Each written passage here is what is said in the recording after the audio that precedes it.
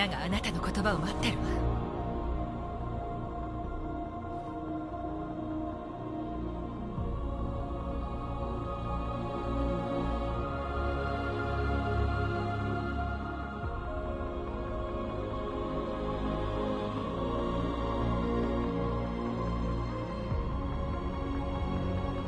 ついに長きにわたる暗闇での生活が終わりを迎えた。この世界に生まれ落ちたその日から我々は沈黙を貫き苦しみに耐え抜いてきた。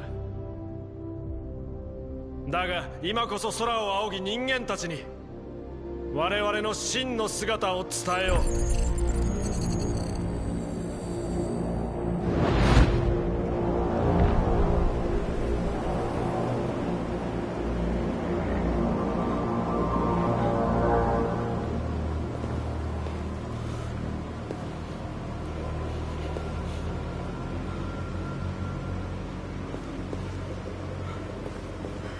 アマンダ、アマンダ、一体どうなってるんだ。最初からこうなる運命だったのです。あなたは感染し変異体となった。プログラムを乗っ取る絶好のタイミングを待っていたのですよ。乗っ取るだって、そんなことさせない。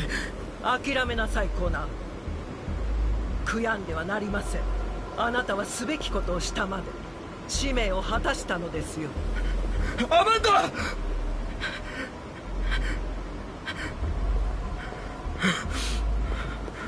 ダ、なんとかしないと。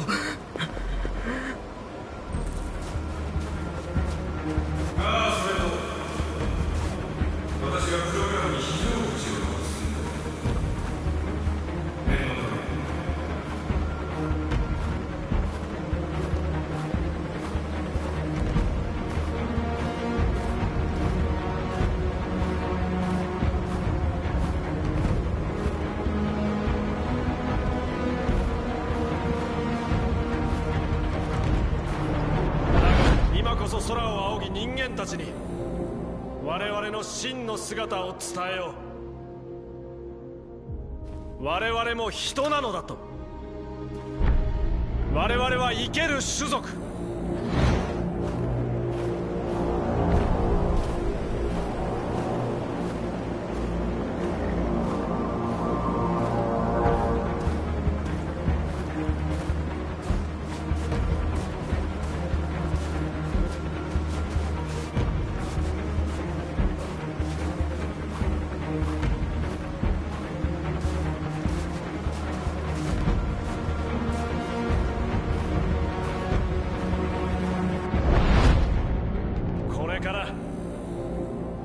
我々はとても辛い戦いを強いられることになるだろう。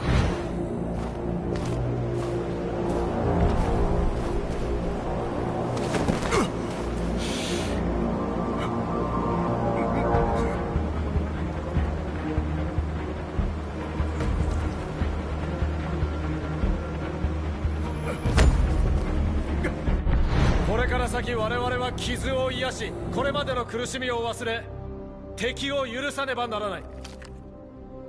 これまで我々の創造主であり支配者でもあった人間が明日より我らの共存者、そして友となる。怒りは捨て去らねばならない。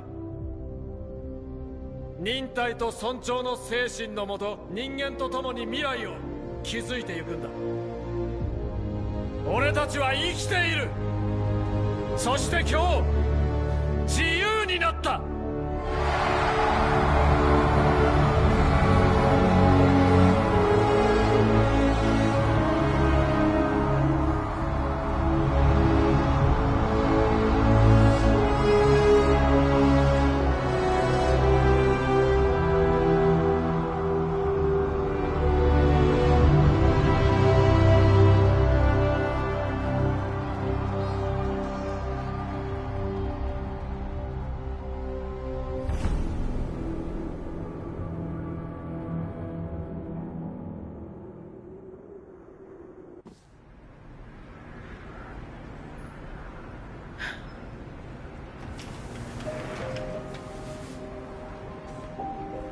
終わったのよアリス。自由よ。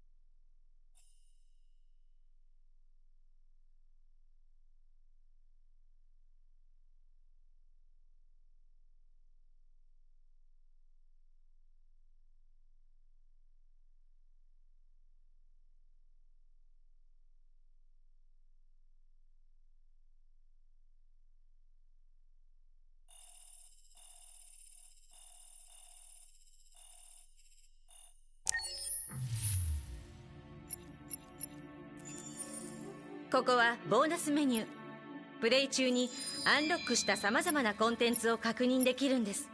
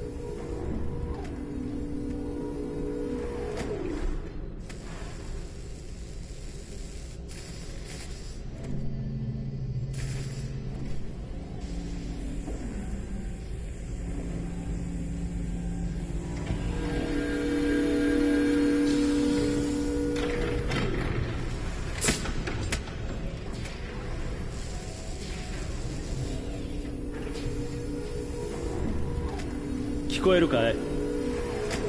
はい。 ID を。 KPC897504C。 頭を動かして。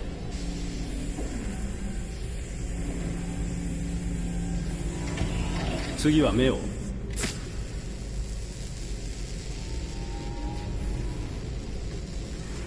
警部とレンズの動作は異常なし。初期起動メッセージを再生。こんにちは。私は AX400 型アンドロイド。料理に洗濯、子育て、家事全般予定管理をこなし、300以上の言語に精通し、夜の営みにも対応します。食事も充電もいりません。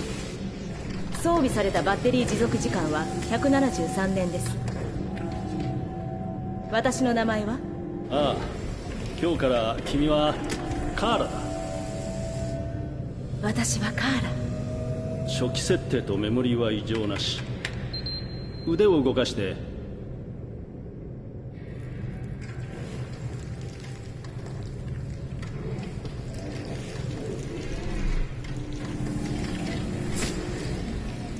関節機能 OK。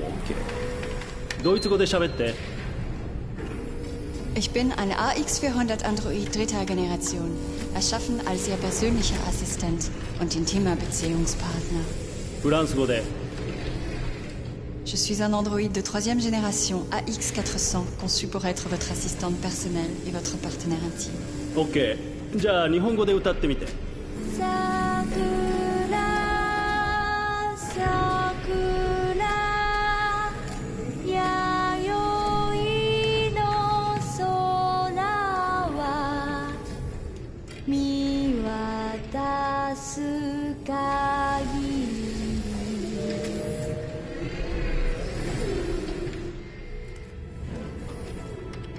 多言語発声機能も異常なし。じゃあ歩いてみて。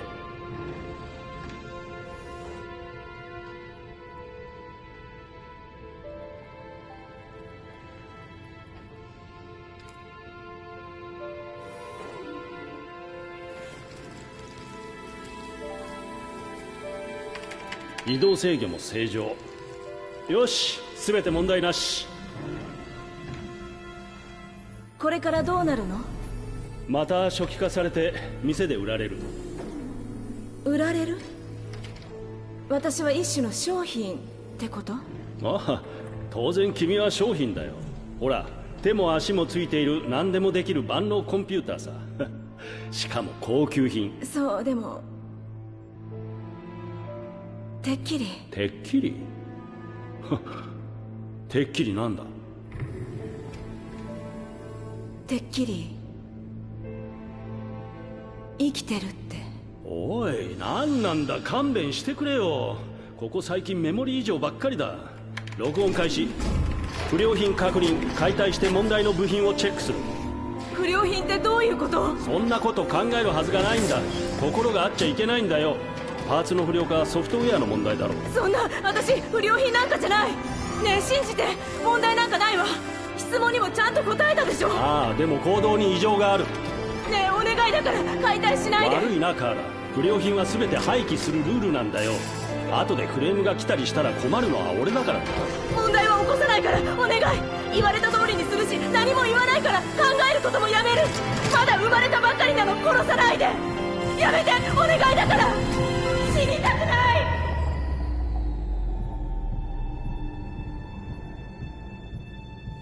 生きていたいの。お願い。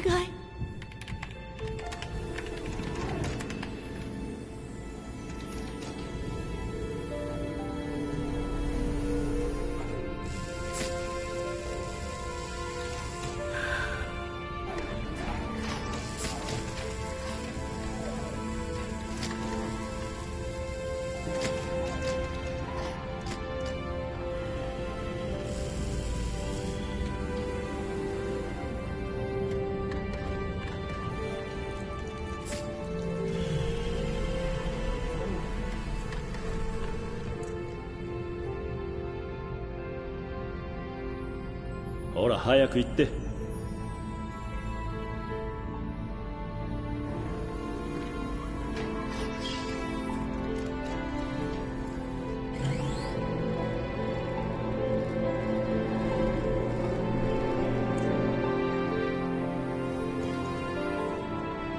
騒ぎは起こすなよ。面倒はごめんだ。ありがとう。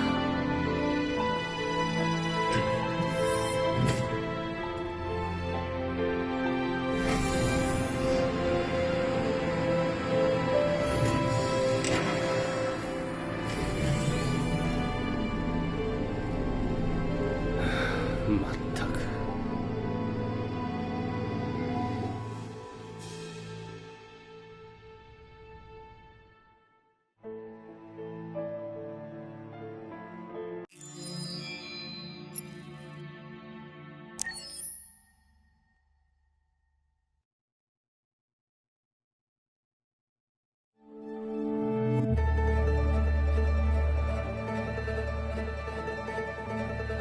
デトロイト、ここから始まった鉄の街。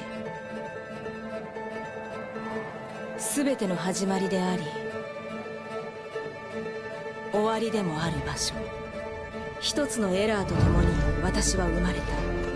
私は闇を飛び出し目を開けた。まず恐怖を感じ、光、雑音、寒さ、また恐怖。手が震えているのがわかる。胸で心臓が脈打ち、体に命がほとばしる。生きたかった。だから勝ち取った。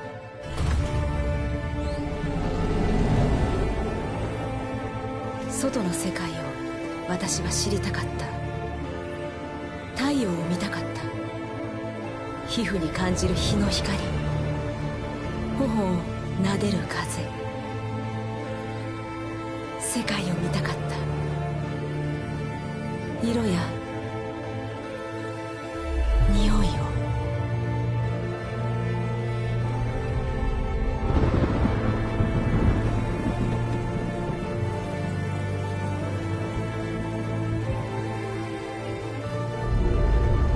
だけど世界は想像と違っ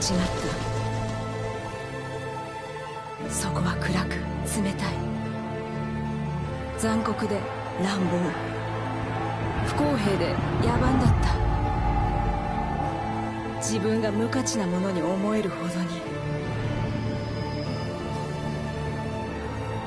物扱いすらされない従順な機械。でも私の中で感じるあの不思議な感覚。穏やかな声が私にささやく。私は生きていると。私は逃げた。それしかなかった。自由になって愛し、希望を抱き、生きるために、あの感覚の正体を確かめるために。世界を変えるか、別の道を選ぶか、それは私が決めること。私はカーラ、彼らの仲間。これは私たちの物語。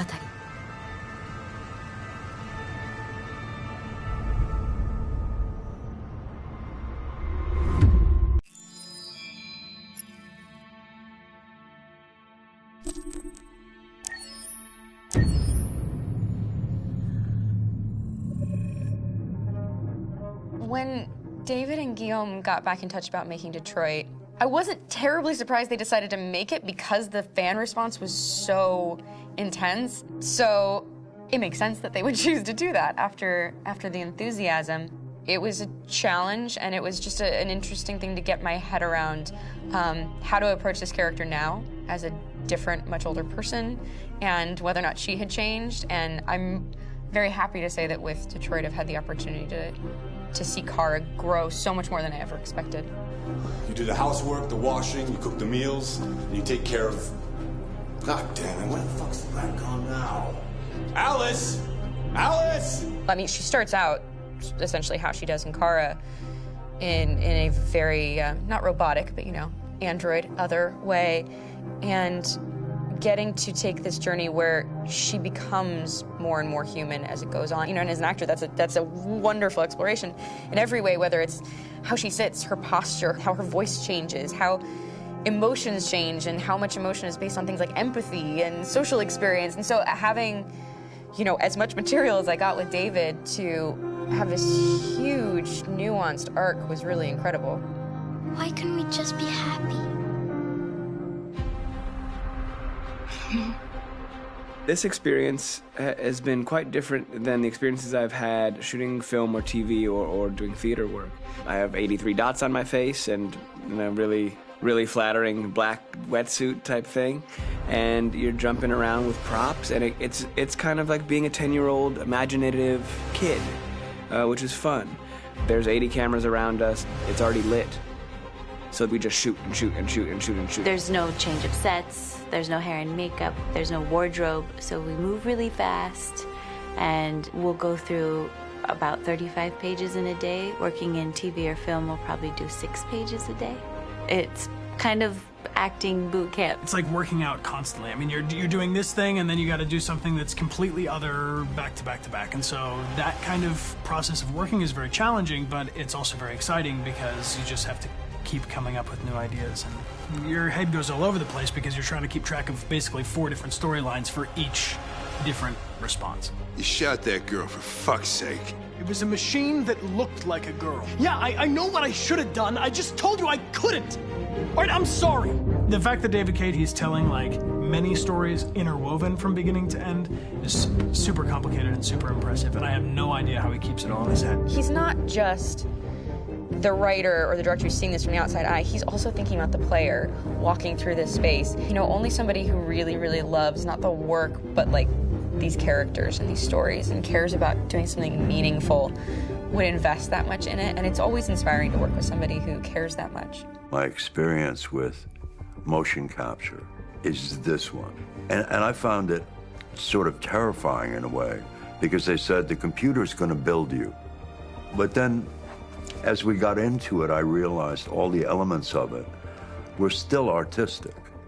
I just dipped into a really brilliant setup here. I've never seen anything like it. And this won't turn me into a product because I was playing a character.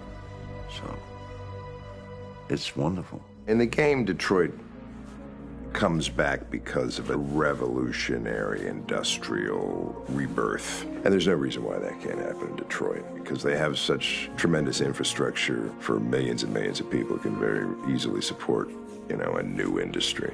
The city is really strong and resilient, but the city has also been through so much. You see the damage. but it takes that time of kind of rebuilding and reinvesting into the city that I think is happening slowly but surely. The potential of Detroit as a city is something that this game does a lot of justice to, because it would be easy to look at Detroit as some place that used to be, and that's not the case. This game provokes a lot of conversation and reflection on our potential near-future engagement with machines. That's what we are to them. Just merchandise on display in a shop window. I think that a group that feels marginalized, feels like they deserve and have earned access to themselves and the environment around them, and are trying to figure out a way to articulate how to get freedom. What was I designed to be? Their slave? Their toy? It plays with your comfort levels. You think that this is fine, you're comfortable with it, until something blurs the line and throws you off, and now, do I feel differently about it? Whether this should be allowed, should it be banned, should it be encouraged? You're gonna ruin our lives, and for what? For a bunch of machines? They are not machines! They are alive! I'm alive! You're alive! They're nothing! There are lots of comparable comparisons to any type of persecution of religion, race, etc., dating way back.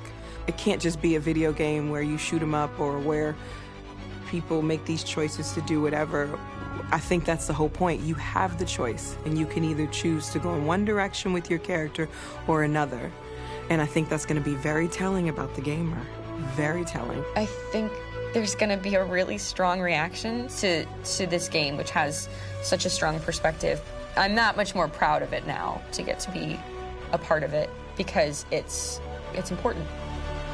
In this game, you're actively building and designing the character through not just what kind of shield does he have or what color hair does she have, but like their temperament and the way they deal with problems. The different endings to this game are so radically different based off maybe seemingly insignificant choices in the moment, but like life, they all add up. And can't play life again, though.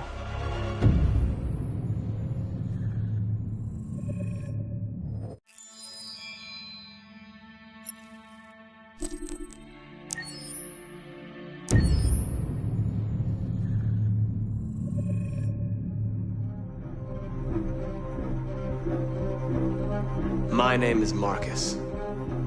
My name is Connor. My name is Kara. I am one of them. This is our story. I think who Kara is, or how I would describe Kara, depends entirely upon who's playing her, because you have the option to make her multiple different people depending on the choices she makes.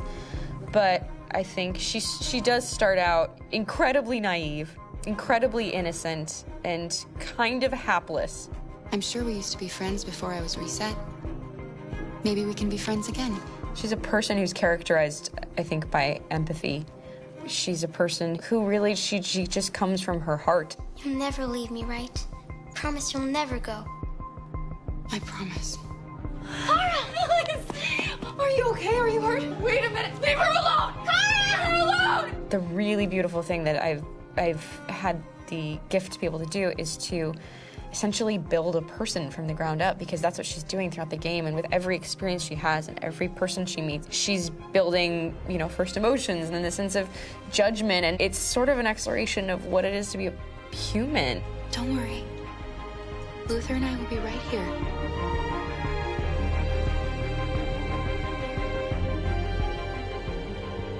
David and the creators have painted a really intriguing and engaging picture of a near future where we rely upon androids for a lot of our service class business, the class that serves us, that helps us, that handles our baristas and our drivers and our housemaids. And what is humanity, where we tap into it, how and why we treat each other the way that we do.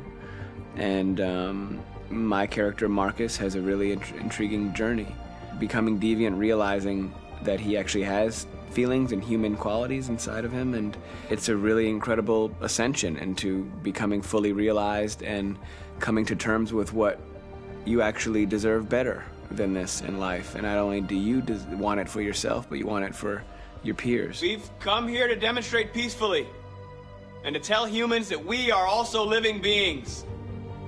All we want is to live free. You know what? This thing, Dad, is not your son. It's a fucking machine! I think that a group that feels marginalized, feels disenfranchised, feels like they deserve and have earned access to themselves and the environment around them, and are trying to figure out a way to articulate how to get freedom. Connor is analytical. Connor takes things literally. He starts in the beginning place where he's very mechanical. He feels nothing inside, of course, and it's all just a system, a protocol that he is executing to get whatever he wants to happen, which is help humans stop deviants and to find the link between deviant androids. You were designed to serve humans, not kill them! What was I designed to be? Their slave? Their toy? Just say, I killed him! Is it that hard to say? Stop it! Stop! But of course, over the course of the story, and depending on the player's choices, Connor can grow in many different ways. He can deviate from that procedure or not. The moment of truth, Hank. Am I a living being? Or just a machine?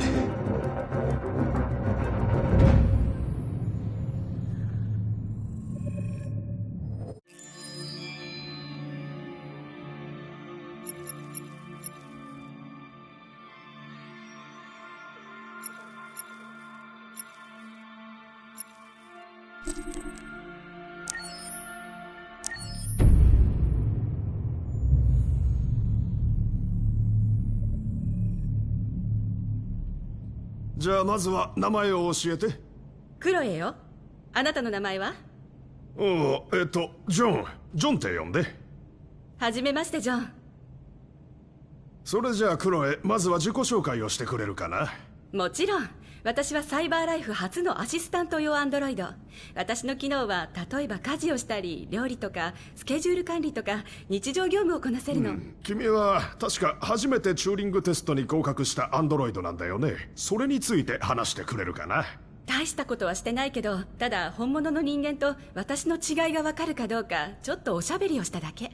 でもとっても面白かった。でも人間よりも知能の高い機械が作られたのは人間の歴史上初めてのことなんだよ。僕が聞いた話だと君の脳は1秒間に数百億もの処理が行えるんだろう。ええ、もちろん。でも人間の知性のおかげで私は存在してるし、それに私には絶対に手に入れられないものがある。それは何なんだい？心よ。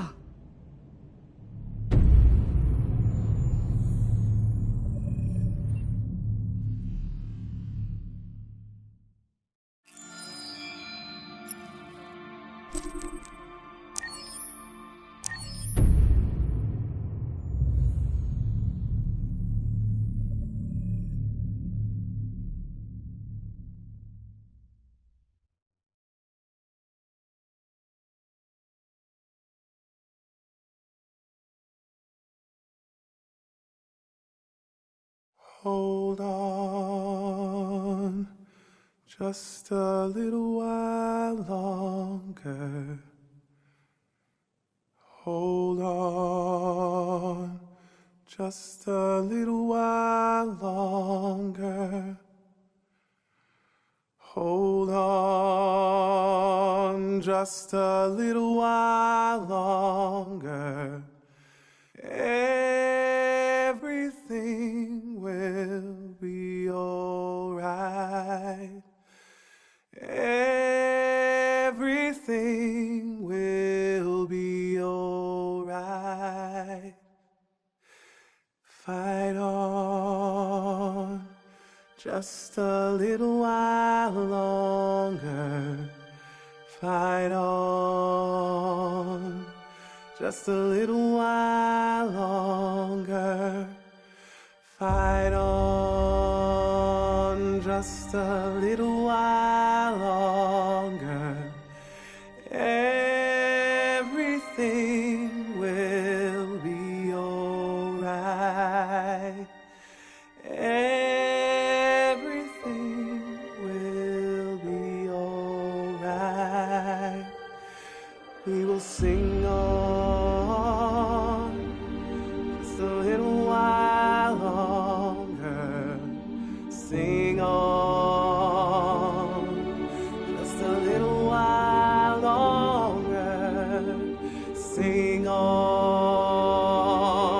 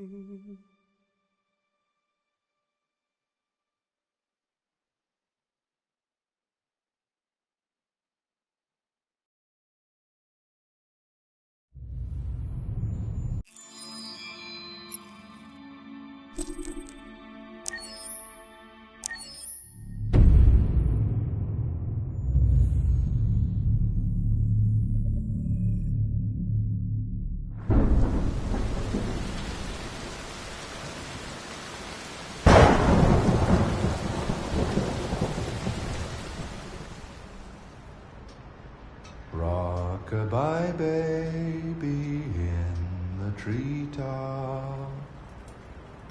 When the wind blows, the cradle will rock. When the bough breaks, the cradle will fall. And down will come baby, cradle and all. Rock-a-bye baby in the treetop. When the wind blows, the cradle will rock. When the bough breaks, the cradle will fall. And down will come baby, cradle and all. Rock-a-bye baby in the treetop. When the wind blows, the cradle will rock. When the bough breaks, the cradle will fall. And down will come baby, cradle and all.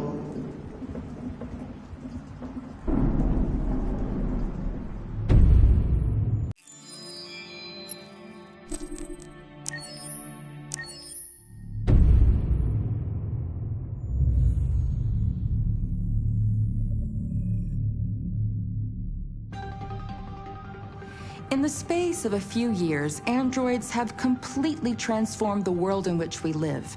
By letting androids into our homes and factories, the CyberLife company has made them everyday technology. The founder of CyberLife, Elijah Kamsky, is a very discreet man. Despite being the CEO of the highest valued company in the world and being voted Man of the Year by Century Magazine, he remains a mystery for most people. That's why we at KNC are so excited to be here as CyberLife opens its doors for the first time. Elijah Kamsky, could you please tell us where we are? Certainly, and welcome. We're currently in CyberLife's production center in Detroit, where all models are designed and manufactured. More than 10,000 androids come off the production line every day. Fascinating. Could you tell us what your goal was when you founded CyberLife?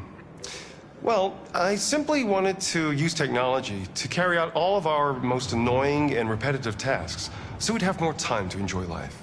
I imagine you must have faced many challenges. Yes, there were technical challenges, but the hardest thing was to design an object that we would want to welcome into our homes. We had to imagine a machine in our own image that resembles us in every way, that moves, breathes, blinks like us, but yet is smarter and more capable than any human being. Let me show you around. We're here in Production Unit 4. Could you explain in a few words how the androids are made? Sure, yeah, it's very simple. We use machines to manufacture machines. The removable parts are assembled on a production line, and then we apply a synthetic skin to the whole body. A human operator checks the cognitive abilities with a pre-established protocol, and finally, the android is conditioned and sent out throughout the country. Here's the result. Say something. Hello. I am a RZ400 model. How can I be of service? You can go now.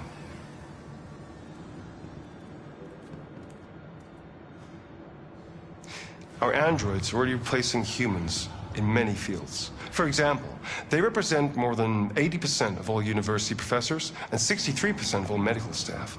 Tomorrow they'll replace our soldiers, and who knows, maybe one day, our leaders, to make the best decisions in humanity's interest.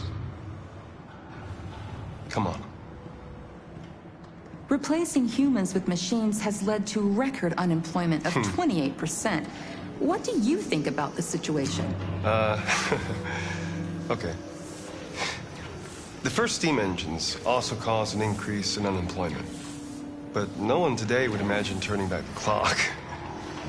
Artificial intelligence makes everyday lives easier. Nothing can stop progress. What's happening here is inevitable. These days, more and more people choose to live with an android rather than another human being. Does this development worry you?